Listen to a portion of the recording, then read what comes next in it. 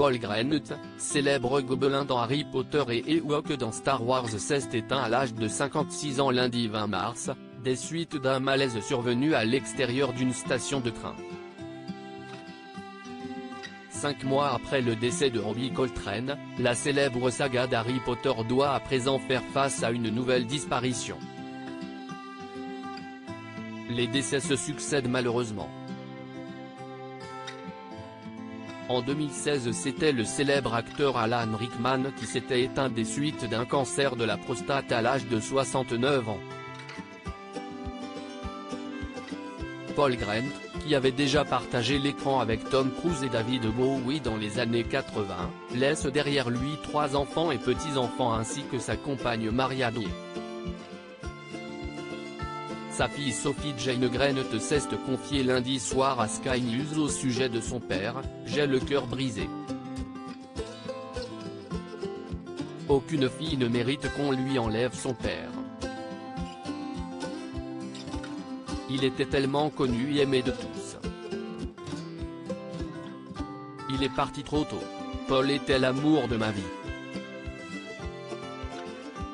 L'homme le plus drôle que je connaisse. Il a rendu ma vie complète. La vie ne sera plus jamais la même sans lui », a quant à elle déclaré sa compagne.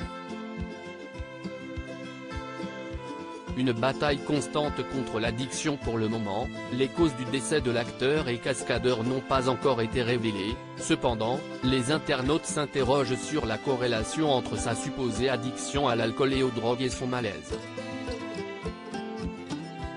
En effet, une semaine avant son décès, l'acteur avait admis boire un peu trop mais avait insisté sur le fait de ne pas être pour autant alcoolique. « Je ne suis addict à rien, je profite juste de la vie, je peux boire une journée entière ou pendant un mois entier mais cela ne veut pas forcément dire que je suis addict », avait expliqué la star d'Harry Potter. Cependant, quelques années plus tôt, avant de rencontrer sa partenaire actuelle, Paul Greenut s'était confié dans les colonnes du Sunday Mirror sur son addiction aux drogues à la suite de son premier divorce. L'acteur avait expliqué être tombé dans une spirale infernale à cette époque sombre de sa vie. « J'avais besoin d'aider. Je prenais de la cocaïne et la situation n'a fait qu'empirer. Je buvais et fumais ce que je pouvais. Malgré des problèmes de santé importants, ses proches ont continué à le soutenir. C'est pourquoi sa belle-fille a annoncé le 20 mars avoir lancé une cagnotte pour les funérailles de son beau-père.